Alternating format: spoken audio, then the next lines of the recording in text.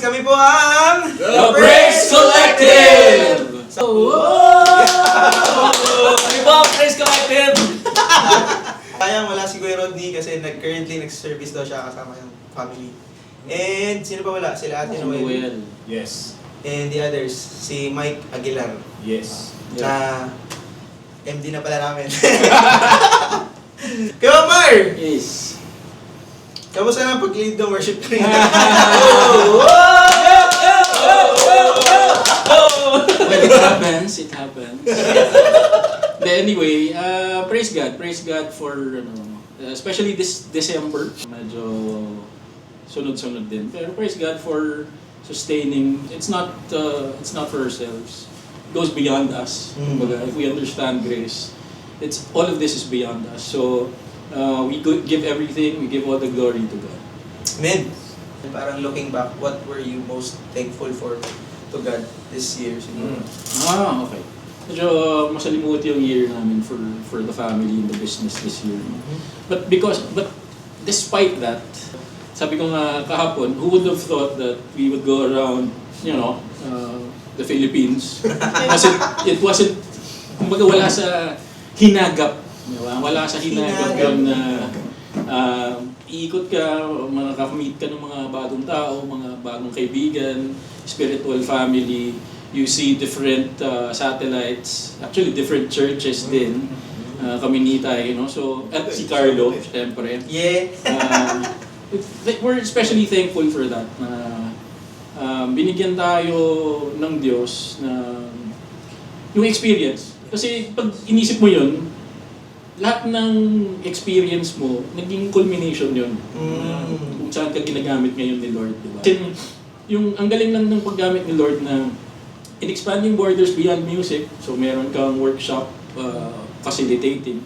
Plus, nagde-dedicate na rin ako ngayon ng mga business, ng Sasakyan. But most importantly, child dedication. Yeah. So, praise God for that one. Gagamitin ka ni Lord, and He will also equip you. Diba? Very, very blessed for this year. And looking forward to more. And then, TPC, una nating lang nun, podcast lang. But now, it's expanding. So, biglang, okay, buo tayo ng banda para plug and play, diba? For different satellites. Tapos, nadagdag pa natin sa atin si Carlo, diba? Who would have thought? Magaling kumanta yan. Oo diba? Ang galing daw kumanta niyan. Tapos, bigla pa lang gagamitin din tayo ni Lord sa mga workshop din. So, again, all of these things, we did not plan for them. But God continues to give us wisdom and allow things to happen. So, praise God for that. Amen. Pass the ball to Carlo. Yes. Sige. Praise God. Salamat din kasi syempre, yun nga, magkakasama na tayo ngayon. Then, sobrang blessed dahil testimony na ulit. Since last year lang din naman ako na-encounter ko si Lord. Then, nagtuloy-tuloy. Nandun yung fire, tapos nakilala ko kayo, tapos ginaid niya ako. I-lead niya sa inyo sa new family. Who would have thought na magsasalita ako sa harap to share my testimony na dati, gitara, sobrang daming tao. Then ngayon parang, but mic yung hawak ko. Tapos, nasi-share ko ngayon yung buhay ko with Him, with the Lord. So, I get to worship Him, to praise Him, to serve. Yes. Yun. So, sa lahat ng mga nangyari din this year na may mga old self pa rin na nandyan na naiisip o nararamdaman, but walang-wala na yung depression. Continue siya sa pag-heal sa akin, sa heart, sa pagkatao mismo. Kasi nandun yung grace, grace talaga ni Lord. Medyo konti pa lang yung nangyayari, pero alam mo marami nang nangyari na binigay niya sa loob ko, sa heart ko. Please continue na magamit kami lahat, tayo lahat, makapag-serve, makapag-glorify, makapag-honor kay Lord. So, huwag ka lang masyadong magsasama kay Deva. Yun, minsan, 3 lang yung chat ko sa kanya every month. So, medyo maganda. Pero si Rodney, kausapin niyo naman. Oo, madami siyang kwento. Sobrang ganda ng mga nangyari. Praise God. Siyempre, ikaw na. Well, for me, para kami ni Omar, no? finances wasn't really business-wise, economy is really not that good, no? Yeah. So, hirap. Pero pinag-usapan din namin ni Elaine to eh. Parang sabi ko, hindi naman tayo nagutom, hindi Yeah. naman tayo nawalan ng tirahan. The Lord is still protecting us and taking care of us, providing for us. Pero outside Umabot of na that, sa amin yung adobo eh. Kamang ba? After yun lang, pag tinignan namin as a whole, ang daming blessing Dami. ni Lord na binigay. Yung sa D-group, di ba? Kasi parang this year, yung single men's D-group ko, and yung pinagsama na namin to our couples group. So, meron na lang 2 single men dun sa... Nihintay, no? Yung maganda eh. Hindi ako nagpaparinig. No pressure. No pressure. Consistent na rin na maraming nag-attend doon sa D-group. Yeah, And praise God, praise God. That's one big blessing na binigay sa amin. And also, dami rin mga nangyaring opportunities to share the wisdom na binigay sa atin ng Panginoon sa pagigitara. Kahit nga minsan, iniisip ko, ang dami mas magaling sa akin mag-gitara, pero ako yung pinagtuturo. I guess I'm done. Age will Di sa amin nagagawa. Pero nakakatuwa yung TPC nga na nabuo rin. And then nagkaroon ng purpose. Yeah. Isipin mo yun, Music Manila lang dapat tapos biglang Oo nga. merong nag-open up. Yun nga. So yun, isa rin yun kasi parang as a content creator, parang medyo nagkaroon ng malaking Praise God for your channel. Praise God, oo blessing nga. kay Lord na yun nga, yung Music Manila, and then open a lot of opportunities, then nagawa si Praise God ng video, yun, daming blessing talaga. So, I really can't complain. Oh, Talaga, it's been a good year, even though Amen. yung finances, still thankful sa Panginoon. Praise God. Ay. Silent Pa talaga Cat. ako. When you ask that question dun sa thread natin, isip ko, ano nga ba yung 2025 sa akin? For me, it was a good year. Na sinabi ng cardio ng mommy ko na, your mom's heart is doing better. So, bawas tayo ng dosage. Sa work, I think this is the best batch of staff that I have now. As in, work is a breeze. I love working with the... I love working with Parang my panikwento staff kasi now. yung chocolate cake. Mas masarap sana kung natitikman. Tapos yan, this year talagang established na that I am seriously baking. Wow. Hindi, akala ko magaling yung staff. Pwede naman pa-bake sa staff. Hindi, staff yun ng vet clinic.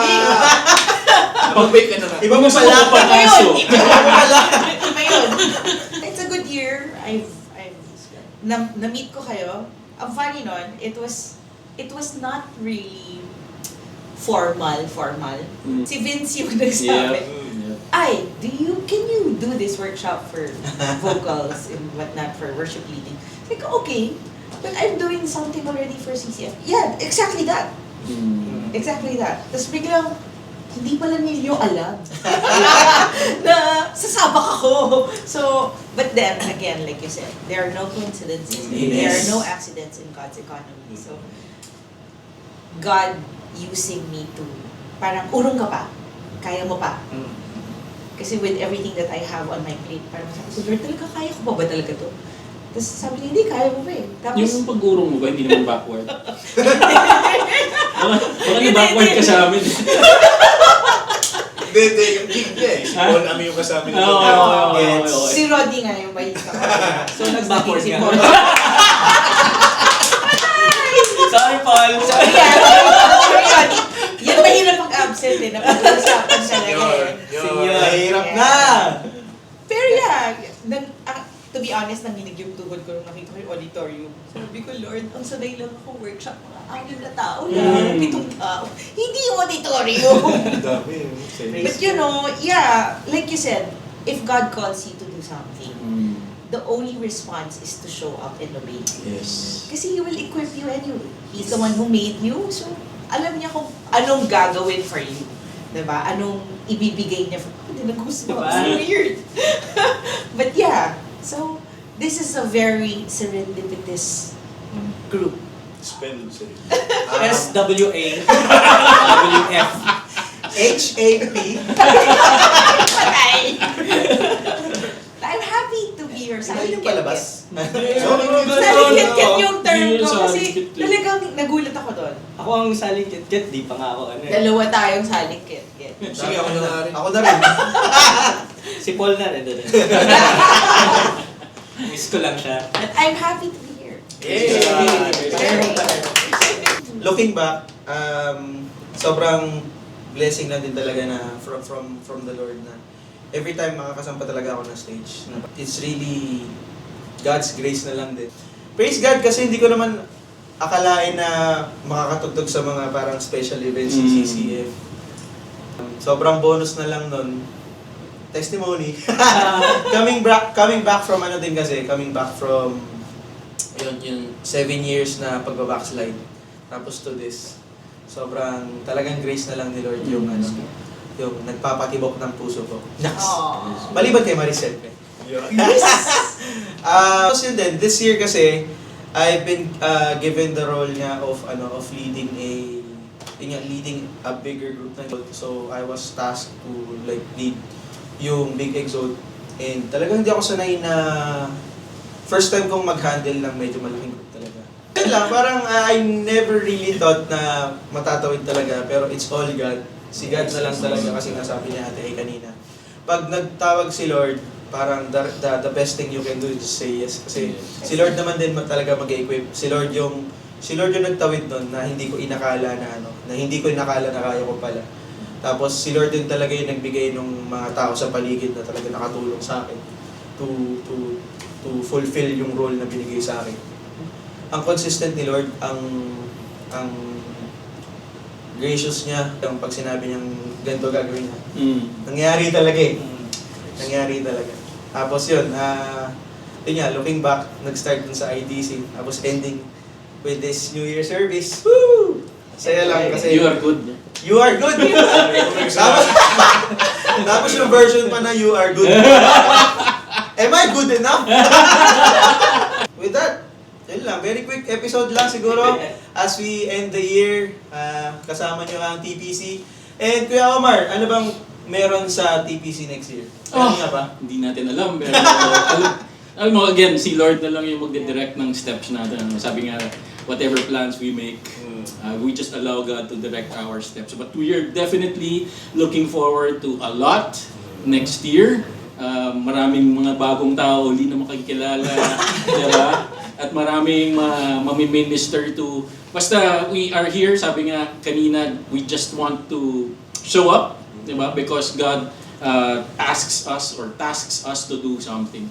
So with that, Happy New Year, everyone! Happy New Year from the Praise Collective! Woo! Bye-bye, guys! Merry Christmas! Happy New Year!